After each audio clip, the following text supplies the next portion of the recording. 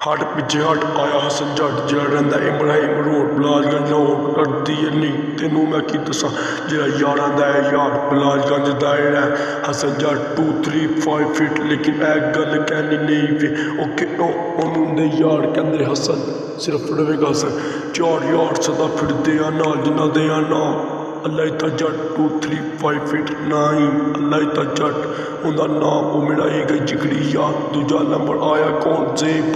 तीसरा नंबर तेनों मैं की दसा मेरा यार पुराना यार मूसा खान मूसा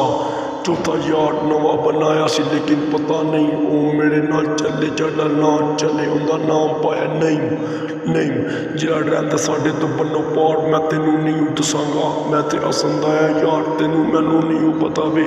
लेकिन जो नभावांगा मैं नाल तेनों उदों मैं तेनों दसांगा अगला रैप सुटांगा मैं उदों ही समझ गल नूं समझ बोलो घट ना घट रहिंदा बलाजगंज